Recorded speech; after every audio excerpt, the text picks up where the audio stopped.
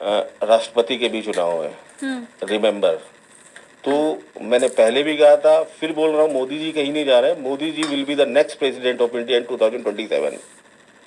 ये एक और शॉकिंग ये भविष्यवाणी है ईवीएम आपकी। के आप प्रॉब्लम सब कुछ दो नोट रुपया डाउन खत्म कीजिए। हो मैंने जाएगा। डोनाल्ड ट्रंप को 13 जून को प्रेडिक्ट कर दिया था कि ये, और ये बोला था इंडिया कि की ये 142,000 पब्लिक का 100% प्रॉब्लम होगा। बनेंगे। आप इनको वो तो 5 गलत, जनवरी को सबसे यूएस के ज्यादा अगले गलत है प्रेसिडेंट की वो तो। शपथ लेते हुए देखेंगे 8 महीने पहले।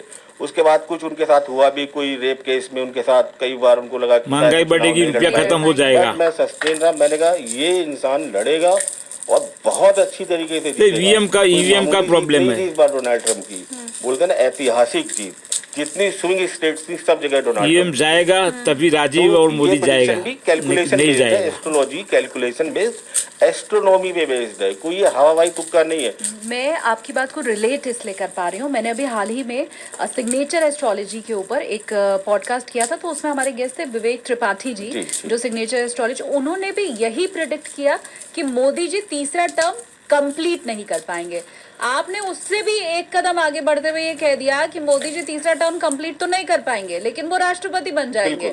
मतलब अब आगे उनका भविष्य क्या होगा, क्योंकि ये तो विवेक जी ने भी बताया कि भैया उनका टर्म कंप्लीट नहीं होगा, लेकिन लोग सोचते हैं आगे होगा क्या, अभी तो वो स्वस्थ है। और ऐसा कोई सरकार पे संकट वंकट नहीं आने वाला जो लोग बोल रहे हैं सरकार गिर जाएगी, वो कोalition में कोई समर्थन है, ऐसा कुछ नहीं होना। जो होगा ये म्यूचुअली होगा, बीजेपी में हाँ। स्वैच्छिक होगा और बीजेपी के बेटरमेंट के लिए होगा। अब भाई नोट कर लो, इसे भी कर लो, पिछली प्रेडिक्शन को तो किया ही था, ये भी नोट कर लो। नोट लेकिन कीजिए अब आप। बड़ी बात ये है अंकित जी कि मोदी जी राष्ट्रपति बन जाएंगे तो बिल्कुल। कुर्सी हो जाएगी खाली। बिल्कुल। अब कुर्सी जब खाली हो जाएगी तो सबके मन में फिर वही सवाल आता है कि अब योगी आदित्यनाथ तो नहीं बनने वाले हैं प्रधानमंत्री। देखिए, दो चेहरे हमेशा अभी दिमाग में चल रहे लोगों के, एक हमारे माननीय गृह मंत्री अमित शाह जी और एक दूसरे हमारे योगी आदित्यनाथ जी।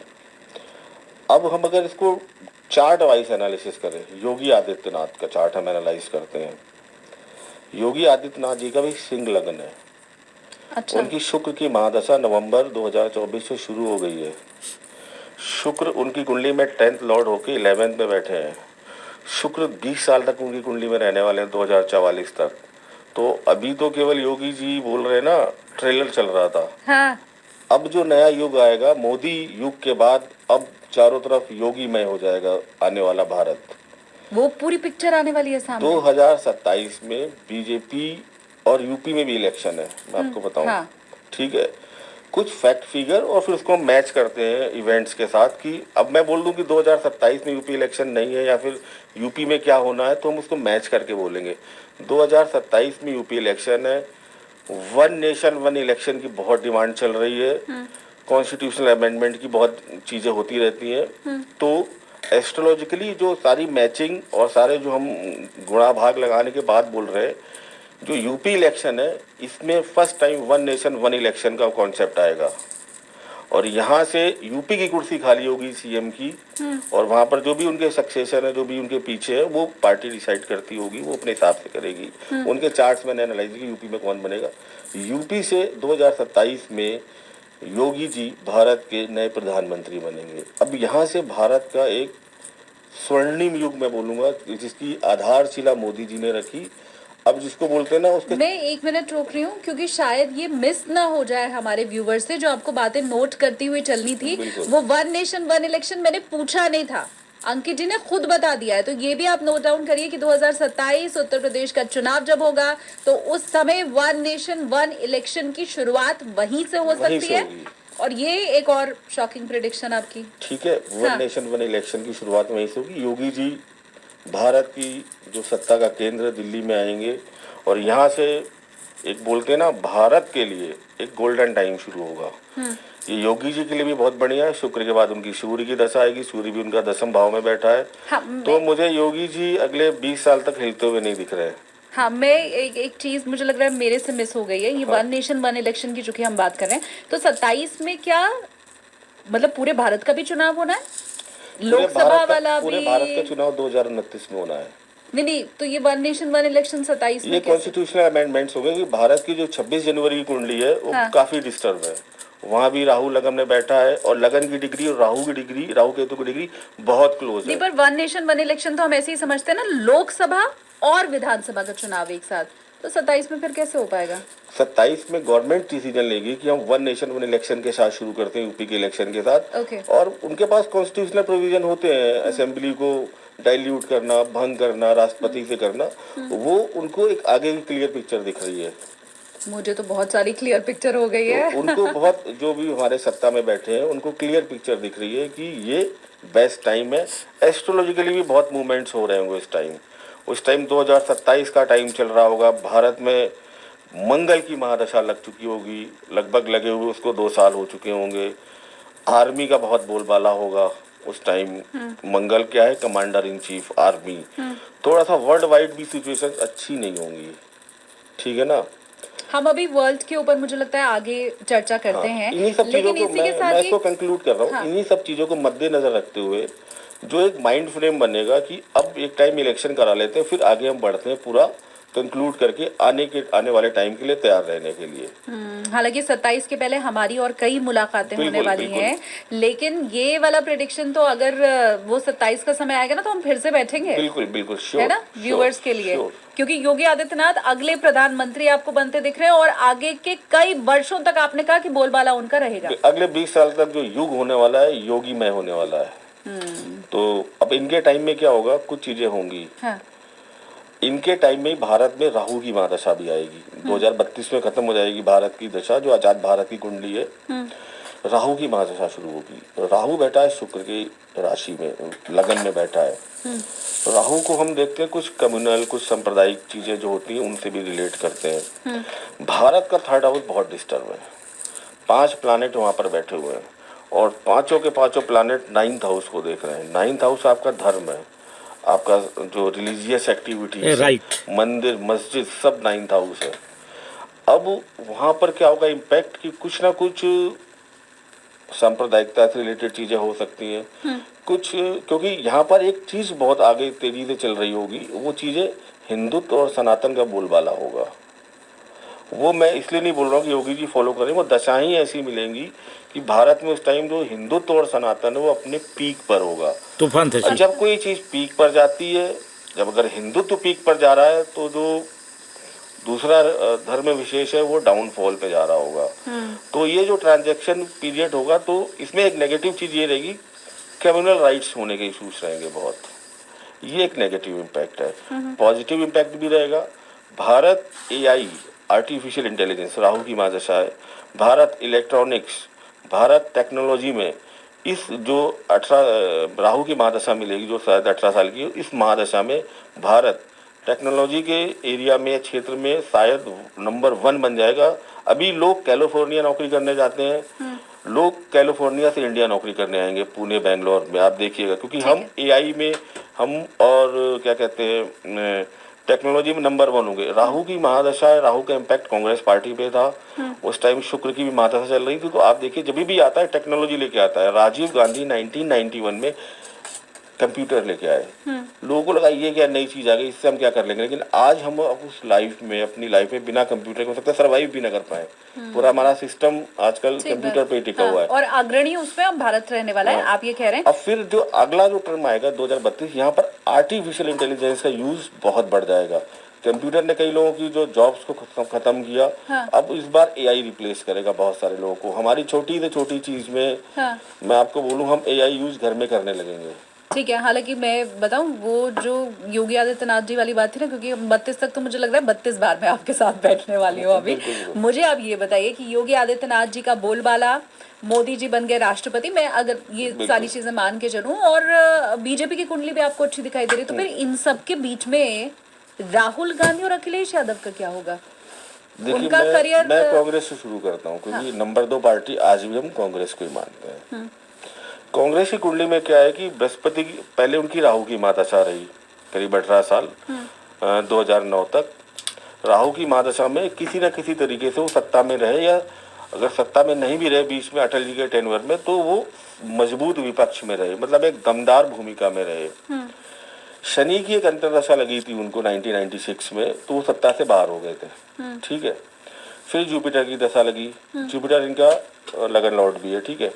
अब जो इनकी शायद मीन लगन की कुंडली मुझे देखना पड़ेगा। जुपिटर इनका लगन लॉर्ड भी, अब जुपिटर की दशा इनकी 2024 तक रही। अब इनकी शनि की दशा आ रही है, तो शनि इनके लिए फेवरेबल नहीं है। तो यहाँ पर कांग्रेस पार्टी का लोगों को लग रहा है कि वो अच्छा रिवाइवल करेगी, राहुल गांधी इसको बहुत ऊपर ले जाएंगे। हाँ। बट पॉलिटिकली मैं उसको बिल्कुल, अगर मैं इग्नोर कर दूं या बिना बायस्ड हुए देखूं, केवल प्लैनेट क्या बोलते हैं कांग्रेस पार्टी के, तो कांग्रेस पार्टी 2024 इलेक्शन के बाद से जो उसकी दशा बदली है शनि की, यहाँ से वो डाउनफॉल पतन की ओर जाएगी और आने वाले इलेक्शन में वो एक रीजनल पार्टी तक सीमित रह जाएगी। यहाँ से कांग्रेस पार्टी का डाउनफॉल शुरू होगा। शनि की दशा अंतर्दशा उनके लिए फेवरेबल नहीं है। और जबकि लग रहा था कि अभी तो उदय फिर से शुरू हुआ है और इसका कांग्रेस का। साइंटिफिकली प्रूफ मैं दे रहा हूँ कि राहु में जैसे ही उनका 1996 में शनि आया 2-2.5 साल के लिए, वो सत्ता से बाहर चले गए थे। हाँ। बहुत बुरी तरीके से चले गए थे। ईवीएम ठीक है, ईवीएम के तो हिसाब से अब फिर से जीता शनि भी की हारा। दशा आ रही है। इसमें कुछ कभी आपको अप लगेगा, लेकिन ओवरऑल जो कंक्लूजन है ये डाउनफॉल की ओर जा रही है 2024 के बाद। इसका बहुत अच्छा फ्यूचर मुझे नहीं दिख रहा। और आने वाले टाइम में इलेक्शंस में जो मुझे दिख रहा है, आने वाला टाइम जो दिख रहा है इंडिया का वर्ल्ड वाइड, ये बहुत छोटे लेवल तक सीमित रह के आपकी सिमटती हुई दिख रही है। राष्ट्रीय पार्टी क्षेत्रीय पार्टी में तब्दील होती है आपको बिल्कुल, दिखाई दे रही है। बिल्कुल, क्षेत्रीय वो पार्टी। कांग्रेस जो हमेशा से, जिसका आधिपत्य अगर मैं कहूँ कि भारत के ऊपर था, वो अब आपको पतन की ओर जाती हुई दिखाई दे रही कांग्रेस है। की कुंडली 2 जनवरी 1978 की बनाई है, जब नया कांग्रेस आई बना था। उस कुंडली के हिसाब से प्रेडिक्शन है। हम उस और कुंडली ये- की बात नहीं कर रहे जो एवं ने कांग्रेस बनाई और थी। क्या ये मैच हो रहा है राहुल गांधी की कुंडली के साथ भी? देखिए, राहुल गांधी की कुंडली अगर आप देखो तो कभी पॉलिटिकल कुंडली है ही नहीं। जो पॉलिटिकल कॉम्बिनेशन होने चाहिए, एक पॉलिटिशियंस की कुंडली में क्या क्या स्ट्रांग होने चाहिए, कौन से हाउसेज स्ट्रांग होने चाहिए। 6 हाउस बहुत स्ट्रांग होना चाहिए, कंपटीशन का हाउस है। एक पॉलिटिक्स, आप एक अच्छे पॉलिटिशियन तभी बन सकते हो जो आप कंपीट करके लोगों को हरा के आओ। हाँ। आपकी कुंडली में राहु बहुत अच्छा होना चाहिए, डिप्लोमेसी। राहु क्या है? डिप्लोमेसी। एक मतलब बोलते हैं ना कि थोड़ा सा आप क्या कर रहे हो क्या नहीं कर रहे हो, सीक्रेसी आपके काम में पॉलिटिशियन के लिए बहुत जरूरी है। उसका बुद्ध बहुत अच्छा होना चाहिए, उसका सेकंड हाउस बहुत अच्छा होना चाहिए। राहुल गांधी का बुद्ध तो खराब है, सेकंड हाउस भी खराब। आप देखते हो ना, वो बोलते टाइम कहीं भी कुछ बोल जाते हैं, फिर बाद में वो बड़ा हंसी के पात्र बन जाते हैं। सैटर्न स्ट्रांग होना चाहिए। तो उनकी कुंडली में जो पर्टिकुलर एक 8-10 कॉम्बिनेशन होने चाहिए कि वो पॉलिटिशियन में या पॉलिटिक्स में हाई पोजीशन पे जाएंगे, तो वो राहुल गांधी की कुंडली में कहीं से भी नहीं दिखते। अब वो है इस पोजीशन पे क्योंकि उनको वो परंपरागत रूप से मिला हुआ है। अगर वो एक जमीन से उठ के आए होते तो वो विधायक भी नहीं बन पाते अपनी जिंदगी में। ये उनको बाई बर्थ मिला है। संचित कर्मा जो आपने संचित शुरू कर्मा में लेके बताया आए हैं। था। भाई तुम कुछ भी मत करो, तुम सांसद तो बनोगे मिनिमम। हाँ। और एक पार्टी के अध्यक्ष रहोगे। बोल जब तक वो पार्टी जिंदा, जब तक वो खत्म नहीं हो जाती, हाँ। तब तक उसमें तुम्हारा बोलबाला रहेगा। हाँ। करो फिर अपने मन मानी। बट अगर मैं उनकी कुंडली आप मुझे रख दो और कांग्रेस और जिस परिवार में जन्म लिया उसको हटा दो, हाँ। तो उनकी कुंडली विधायक, मैं कह रहा हूँ जो काउंसलर होते हैं वो बनने लायक भी नहीं है। इतने भी सपोर्ट इनके तो लेकिन 24 के बाद आप देख रहे हैं कि आगे भी उनका फ्यूचर ब्राइट नहीं है, बिल्कुल ब्राइट नहीं है। अभी तो मैं कुंडली से- पीएम बनने की बात ही क्या पूछूं, जब आपने तो कह बिल्कुल दिया ब्राइट ही छोड़ नहीं है। दीजिए। एक बार अमित शाह जी ने कहा था ना 10-20 भैया नहीं, अगले 50 साल तक बीजेपी की सरकार रहने वाली है। मैं एक सुन रहा था, तो उस टाइम उनके मुंह पे सरस्वती बैठी थी। तो भूल जाइए बाकी कौन पीएम बनेगा, पीएम तो बीजेपी से ही है। अच्छा, मैं नहीं जानती आपने कितना देखा होगा या नहीं, लेकिन अब तो प्रियंका गांधी की एंट्री हो चुकी है, तो क्या उनकी कुंडली स्ट्रांग दिखाई दे रही है पॉलिटिक्स के मामले में?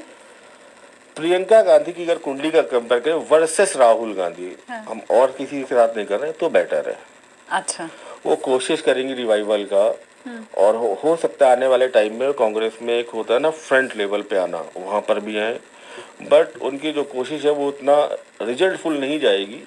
एफर्ट्स बहुत करेंगी, मेहनत बहुत करेंगी वो, लेकिन उस चीज को जो डेस्टिनी ने अब डिफाइन कर दी है उसको रोक नहीं पाएंगी। हाँ, राहुल गांधी से वो पॉलिटिक्स में बहुत अच्छा बेटर करने वाली, बहुत अच्छा परफॉर्म करने वाली है। तो ये तो भाई सारी वो वाली भविष्यवाणी है जो आपको आगे कई सालों तक याद रखने की जरूरत है, क्योंकि आप उसको याद रखेंगे तभी आप समझ पाएंगे कि अंकित जी ने कहा क्या कहा। और एक बात जो मैं बार बार कोट ईवीएम जाएगी तो जाएगा, मोदी जाएगा, सिर्फ प्रेडिक्शन बीजेपी जाएगी। ईवीएम रहेगी तो राहुल गांधी की कुंडली में कहाँ कौन सा प्रॉब्लम ग्रह बैठा होगा। हुआ है, बिल्कुल। योगी आदित्यनाथ जी की कौन सी दशा चल रही है, बिल्कुल। और उस दशा के आधार पर आपकी भविष्यवाणी भाई है। मैं यहाँ बैठा हूँ, आप मुझसे पूछ रहे हो, मैं थोड़ी कि मेरे मन में कुछ भी आ जाए। अभी कोई किसी का पॉडकास्ट सुन रहा था, वो कह रहा था आदमी कीड़े मकोड़े की तरह मरेंगे, इतना बड़ा वर्ल्ड वॉर होगा, ये होगा वो होगा। भाई फैक्ट दो। आजकल आप डॉक्टर के पास भी जाते हो ना, वो लिखता है कि ये टेस्ट करा लें, तो आप पूछते हो सर मुझे हुआ क्या, ये टेस्ट किस चीज का है, ये दवा किस चीज की है। आप जानो अच्छी एस्ट्रोलॉजी, क्योंकि मैं कैसे बोल दूं कि योगी आदित्यनाथ पीएम बनेंगे, भाई उनके स्टार्स बोल रहे हैं, उनकी जो दशाएं चाहिए, आपकी कुंडली में कुछ पर्टिकुलर दशाएं होती हैं, जब वो दशाएं आपको मिलती हैं आप जीवन में राइज करते हैं। कुछ पर्टिकुलर दशाएं आती हैं जब आप जीवन में डाउनफॉल पे जाते हैं। तो आपकी जीवन में जो भी कुछ घट रहा है दशाओं से घट रहा है। अब मुझे एक थोड़ा सा मैं एक चीज और बोलना चाहूंगा, इसके बाद भी भले ही गालियां पड़े कोई बात नहीं, मैं आज पॉडकास्ट ही इसलिए कर रहा हूँ। एक बड़ा जैसे ही साल शुरू होने वाला होता है, चाहे कोई भी साल हो, 2024, 25, 22, 23, कोई भी रख लो आप, सारे लोग शुरू हो जाएंगे मेष राशि वालों 2025 में आप ये कर लोगे वो कर लोगे, तुला राशि वालों ये कर लोगे। मैं आपको कॉन्सेप्ट बताता हूँ, राशि सुनना और राशि पढ़ना अपने आप में बोलते हैं ना झूठी बीमारी की झूठी दवा है। भाई राशि का काम क्या है, ये ट्रांजिट बेस्ड करते हैं। मैं भी आपको बता देता हूँ, नॉर्मल बता देता हूँ, जो लोग एस्ट्रोलॉजी कर रहे हैं, 2-3 इवेंट्स होने हैं। सैटर्न अपनी राशि परिवर्तित करेगा, मीन राशि में जाएगा 29 मार्च को 2025 में, एक ही मेजर ट्रांजिट 2.5 साल तक रहेगा। जुपिटर और मई में अपनी राशि बदलेगा, जुपिटर जाएगा मिथुन राशि में, और आपका राहु केतु राशि बदलेंगे, राहु जाएगा आपका कुंभ राशि में और केतु जाएगा आपका सिंह राशि में। अब होगा क्या, ये मैलेफिक प्लैनेट है, मैं आपको नॉर्मल बता देता हूँ, जो एस्ट्रोलॉजी पढ़ रहे हैं अपनी कुंडली में खुद देखें। अगर इनका मूवमेंट आपकी जो लग्न कुंडली है या चंद्र कुंडली जिसमें भी आप देखना चाहें, अगर शनि का, राहु का, केतु का 3, 6, 11 में मूवमेंट हो रहा है, तीसरे भाव में, छठे भाव में, 11वें भाव में, तो ये आपके लिए अच्छा करेंगे, ठीक है, प्लेसमेंट के हिसाब से। जुपिटर आपके दूसरे हाउस में, 5वें हाउस में, 7वें में, 9th में, 11th में अगर मूवमेंट कर रहा है तो आपके लिए साल अच्छा रहने वाला। आप लोग चेक कर लो अपनी अपनी कुंडली में। लेकिन ट्रांजिट के साथ आपका दशाओं का होना भी बहुत जरूरी है। मैं आपको एक लेमैन की एग्जांपल देता हूँ कि मेरी लाइफ में कोई इवेंट होना है मैरिज का या बेबी बर्थ का, तो ट्रांजिट तो आ गया, मतलब 5th हाउस में जुपिटर का मूवमेंट आ गया, वो तो आएगा ही, कुछ ना कुछ हो गई इम्पैक्टफुल, लेकिन वो दशाएं नहीं आई 5th हाउस से रिलेटेड जो हमें बेबी बर्थ को बताएं। तो ये ट्रांजिट होके निकल जाएगा। अब ट्रांजिट तो पूरी लाइफ में मुझे लगता है 5th हाउस में किसी इंसान के 10-12 बार तो आता होगा ना, 10-12 बार थोड़ी उसको बेबी बर्थ हो जाता है। जिस ट्रांजिट में उसको दशा मिली वहां पर बेबी बर्थ होता है। तो आप ये समझ लीजिए कि दशा आपकी एक प्रॉमिस है लाइफ का, और जो ट्रांजिट है वो डाकिया है, पोस्टमैन है। अब अगर आपके नाम की चिट्ठी होगी तो वो आपके दरवाजे से निकलते हुए आपको देता हुआ जाएगा। हाँ। अब आपके नाम की चिट्ठी है ही नहीं, वो 100 बार आपके साथ दरवाजे से निकल जाएगा, कुछ नहीं होना। अपने मन में खुश होते रहोगे, इस बार करोड़पति बन जाओगे, इस साल लखपति बन जाओगे। भैया जब तक दशाएं आपकी क्या चल रही कुंडली में, आपका चाहे ट्रांजिट जितना अच्छा हो, आपकी दशाएं खराब चल रही हैं तो आपको कष्ट होगा ही होगा। और ये कोई जानकार ही बता सकता है। बिल्कुल। और आप उसके लिए मेरी 6 house, 8th house, 12th house, इनसे खराब हाउसेस से रिलेटेड कर्म टाइम खराब स्टार काम करता है। चल रही, ट्रांजिट चाहे जितना अच्छा हो जाए कुछ नहीं होगा। वो जो मुझे कठिन टाइम देखना है अपनी लाइफ में, मैं देखूंगा ही। और वही जो मैंने कहा कि किसी जानकार की जरूरत होती है, तो अंकित जी तो एनीवेज आपके पास हैं ही। बिल्कुल, बिल्कुल। हमें तो अब आपका सानिध्य अंकित जी मिल ही गया है। और अभी ये जो बातों बातों में आपने कहा ना कि आपने कोई पॉडकास्ट देखा तो उन्होंने कहा कि कीड़े मकोड़ों की तरह लोग मरेंगे, 3rd वर्ल्ड वॉर होगी। तो मेरे मन में भी फिर सवाल आ गया आपके कहने के बाद, अब थोड़ा इंटरनेशनल भी हम चलते हैं, कि होगी वर्ल्ड वॉर। देखिए मंडेन एस्ट्रोलॉजी में एक टर्म यूज होता है, उसको हम बोलते हैं रोहिणी शकट भेदन। और ये टर्म को मैं और इसको थोड़ा सा वैल्यूएट कर देता हूँ कि इसका जो रेफरेंस है वो पद्म पुराण में है। उसमें शिव जी नारद जी से कह रहे हैं कि शनि कृतिका नक्षत्र के आखिरी चरण में यानी वृषभ राशि में 10 डिग्री का और रोहिणी में जाने वाला है। आप दशरथ जी को जाके इन्फॉर्म कर दो कि अगले 12 साल तक उनके यहाँ महामारी या युद्ध जैसी स्थितियाँ होंगी। तो नारद जी जाके इन्फॉर्म करते हैं। तो ये टर्म है कि जब भी ऐसा ट्रांजेक्शन आएंगी तो उथल पुथल होगी, ये फैक्ट है। क्यों होगा आज मैं फैक्ट बता रहा हूँ। और जब जब ये ट्रांजेक्शन हुआ, ये आपका ट्रांजैक्शन 2030 में होगा, 26 जुलाई 2030 को फुल इम्पैक्ट में होगा, लेकिन इसका असर हमें 2-3 साल पहले ही मिलना शुरू हो जाता है। अब 26 जुलाई 2030 में ये फुल इम्पैक्ट में होगा। 2-3 साल पहले से आभास उसका आभास शुरू हो उससे जाएगा। उससे रिलेटेड टुटपुट घटना है या शुरुआत हो जाती है, वो एकदम पीक पर होता है वो टाइम। मतलब ये रशिया यूक्रेन युद्ध चल रहा था, अभी कुछ नहीं होना, ये सब हल्का फुल्का जैसे कर रहे हैं करते रहेंगे। ये 2027 से बहुत अग्रेशन में चले जाएंगे। अब मैं आपको फैक्ट पे बात करते हैं। अभी तक क्या बात हो रही थी, मैं आपको बताता हूँ, जब जब रोहिणी संकट भेदन हुआ तब इंडिया में और वर्ल्ड में क्या क्या हुआ, क्योंकि हमारी जो ऑडियंस है वो जाने की एस्ट्रोलॉजी ऐसे नहीं कि मन में जो आ रहा है बोल दो। हम फैक्ट एंड फिगर के साथ इस चीज को आज प्रूव करेंगे। जब जब रोहिणी संकट भेदन Truth हुआ is तब truth. क्या इवेंट हुए, मैं आपको फैक्ट बताता हूँ। 19वीं सदी में जैसे ही शनि वृषभ राशि रोहिणी नक्षत्र में आया, 12 मई 1914 से 3 मई 2019-14 तक यहाँ फर्स्ट वर्ल्ड वॉर हुआ। गांधी जी का सत्याग्रह साउथ अफ्रीका में चल रहा था, मतलब कुछ चेंजेस चल रहे थे। सेकेंड टाइम फिर हुआ ये रोहिणी संकट भेदन 4 मार्च 1942 से अप्रैल 1944 तक। यहाँ पर देखो इस टेनवर में 39 में सेकेंड वर्ल्ड वॉर शुरू हो गया था, तो 45 तक गया। ठीक है, फिर मैं बताता हूँ रोहिणी संकट भेदन 1971 में हुआ। तब भारत में क्या हुआ, भारत पाक युद्ध हुआ 1971। बांग्लादेश का उदय हुआ, पाकिस्तान के 2 हिस्से हुए। ये फैक्ट है। और जाके जो लोग भी देख रहे हैं एस्ट्रोलॉजिकली इसको चेक कर सकते हैं कि उस टाइम शनि रोहिणी नक्षत्र में था। अब लेटेस्ट बताता हूँ, 30 साल पहले हुआ था। ये एवरी 30 ईयर होता है। 30 साल पहले हुआ था। मैं बताता हूँ क्या हुआ फैक्ट। जैसे ही रोहिणी नक्षत्र में शनि आया यानी वृषभ राशि में, सबसे पहले तो 26 जनवरी 2000 ये हुआ था, 2000 से 2002 के बीच में। 26 जनवरी 2001 को भुज में बहुत विनाशकारी भूकंप आया, लाखों लोग मारे गए।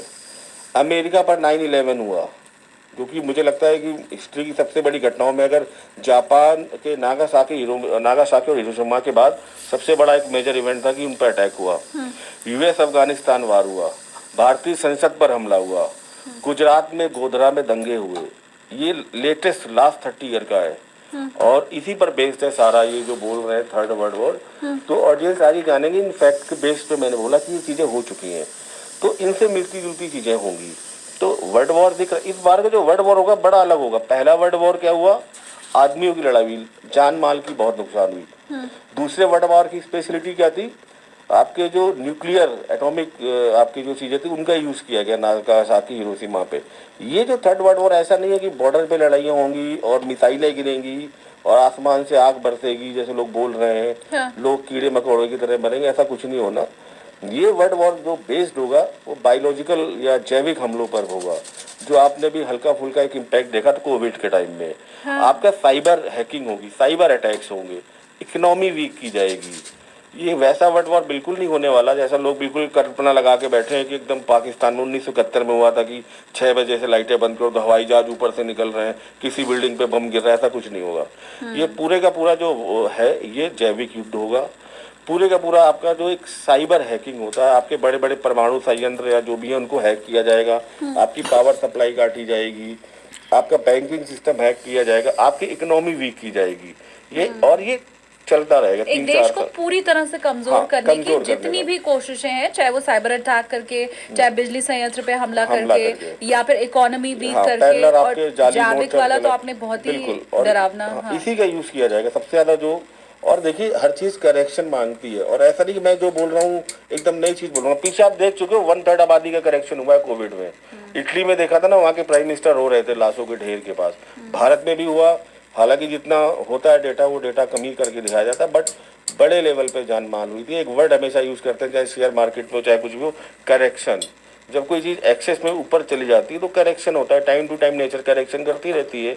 ये करेक्शन टाइम है एवरी 30 ईयर, तो ये करेक्शन है। बहुत दुखद, हालांकि कोविड का समय था इसको, लेकिन आप एस्ट्रोलॉजिकली मैं कहूँगा कि अपने लिए यूजफुल बनाए। आप आने वाले समय के लिए अपने को तैयार रखें, अपनी जो इम्यूनिटी उसको मजबूत रखें। अगर कोई आप पर हुई बीमारी कोविड के टाइम में, जैसे लोगों की इम्यूनिटी वीक थी वो बहुत जल्दी सर्वाइव नहीं कर पाए, अपना जो इकोनॉमी है सेविंग्स उनको बचा के रखें। कि कई बार कोविड के टाइम में लोगों ने देखा कि अचानक चीजें बंद हो गई, तो जो डेली बेस पे काम करते हैं, जो मंथली काम करते हैं, उनको दिक्कत आई। और अभी तो हमारे पास समय भी है, जैसा आपने कहा कि ज्योतिष आपको राह दिखा सकता है। तो मैं इसको डरो मत, ये चीजें होंगी, आप किसी चीज को नहीं रोक सकते हो। जो 2030 साल अभी 30 साल होना था, होना है तो होने वाला है, इसमें तो कोई रोक सकता नहीं है। इन्फॉर्मेशन को अपने बेनिफिट के लिए, और ऐसे ही नहीं कि धरती खत्म हो जाएगी। पता नहीं वो एक किताब है कोई है, वो बोलती है कि धरती खत्म हो जाएगी, जगन्नाथ मंदिर टूट जाएगा, प्रलय, कुछ नहीं होगा। मत डरो, आराम से रहे। हाँ, फैक्ट फिगर पे बोलो। कोई आपको बोले कि ये हो जाएगा तो आप पूछो साइंस क्यों होगा की ओर से बोलो भाई।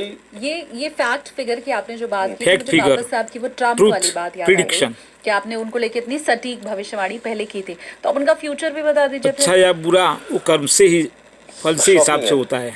अच्छा, mister Donald Trump will be the last president of United state of America. कैसे? इस थर्ड वॉर में तो सबसे ज्यादा इम्पैक्ट आएगा वो यूएसए पे आएगा। ओहो। अब लोग सोचेंगे यूएसए खत्म हो गया, हाँ, ऐसा मतलब? नहीं है, ऐसा नहीं है। हाँ, जो यूएसएसआर के साथ हुआ था 1991 में, कुछ उसके स्टेट्स अलग निकल गए थे, इसमें यूक्रेन भी था, क्रीमिया भी था, बहुत सारी स्टेट्स ने अपनी इंडिपेंडेंट आइडेंटिटी बना ली थी। ट्रम्प को लेके कुछ नाराजगी तो रहती है अमेरिकन में, उनकी पॉलिसीज को लेके और कुछ ना कुछ चीजों को लेके। इस थर्ड वर्ल्ड वॉर में तो सबसे ज्यादा इम्पैक्ट आएगा कि कुछ स्टेट्स जो यूनाइटेड स्टेट ऑफ अमेरिका, इससे निकल के इंडिपेंडेंट स्टेट्स या कंट्री बनेंगे, तो जो टाइटल है ये हट जाएगा। अब यूएसएसआर नहीं बोलते, हम रूस बोलते हैं, रशिया बोलते हैं, फिर हम इसको अमेरिका बोलेंगे नॉर्मल। मैंने पॉडकास्ट शुरू करने के पहले नहीं सोचा था कि मुझे जब प्रेडिक्शंस के बारे में पता चलेगा तो वो होता है ना, आंखें फटी की फटी रह जाना, तो वो वाला हाल मेरा हो जाएगा। ये अगेन बहुत बड़ी भविष्यवाणी आप कर रहे ये हैं। लॉजिक है इसका। लॉजिक है कि थर्ड वर्ल्ड वॉर में जो सबसे ज्यादा खराबी आएगी यूएस के अंदर आएगी, जो सबसे ज्यादा नुकसान होगा यूएस को होगा। यहाँ पर एक बड़ा सा प्रश्न उठता है कि थर्ड वर्ल्ड वॉर हो गई, सब कुछ हो गया, सेटल हो गई चीजें, यूएसएसआर भी टूट गया, मतलब सॉरी यूएसए भी टूट गया, अब क्या होगा? कौन अब नया बिग बॉस बनेगा इस वर्ल्ड का? तो चाइना बनेगा। चाइना की कुंडली का डेप्थ एनालिसिस किया लोग, हालांकि लोग मानने को तैयार नहीं है। अब भारतीय होने के नाते तो मैं चाहती भी नहीं हूँ। कोई नहीं चाहता, मैं भी नहीं चाहता, लेकिन आप किसी की डेस्टिनी नहीं चेंज कर सकते। मानने नहीं मानने का सवाल नहीं है, वो तो ना बढ़े, लेकिन वो बढ़ रहे हैं, प्रिडिक्शन है। वो उनके संचित कर्म है। तो चाइना की कुंडली मकर लगन की है, 10 नंबर से शुरू होती है। उनका जो लगन लॉर्ड है सैटर्न, वो 8th हाउस में गया है, और 8th हाउस में जब भी लगन लॉर्ड जाता है तो वो आदमी या वो कंट्री बड़ी सस्पिशियस हो जाती है, रहस्यमयी।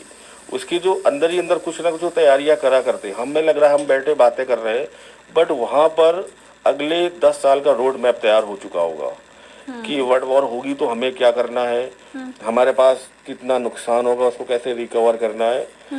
और मुझे लगता है कि चाइना की जो उस टाइम दशाएं भी आएंगी वो भी उसको फेवरेबल होंगी। तो एक ये थोड़ा सा प्रेडिक्शन है, थोड़ा सा लोगों को शॉकिंग लगेगा, लेकिन ये फैक्ट है। वो आने वाले टाइम के साथ आप देखोगे कि चाइना विश्व परिदृश्य में एक बड़ी शक्ति बनकर उभरेगा, और जिसका थोड़ा बहुत जो नुकसान है वो भारत को उठाना पड़ेगा। अच्छा अंकित जी, अगर आप भारत को तो नुकसान होगा। पेपर्स क्या देख सकती हूँ मैं, व्यूवर्स को कुछ दिखाना हाँ, चाहती हूँ।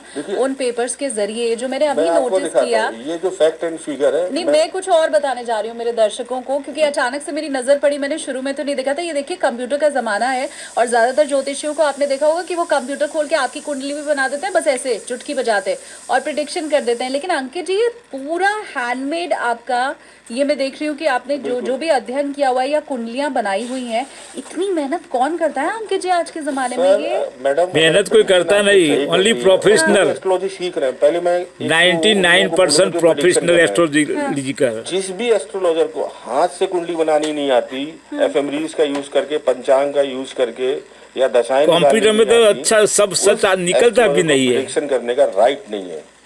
पहले जाके आप एस्ट्रोलॉजी में मेहनत करनी पड़ती है, हाथ से देखना पड़ता जानो है कि कैसे बनती है, ये सूर्य यहाँ पर क्यों आ रहा है, या फिर क्या ग्रहों की पोजीशन थी, आप उसको समझो, देन फिर आप प्रेडिक्शन करो ना।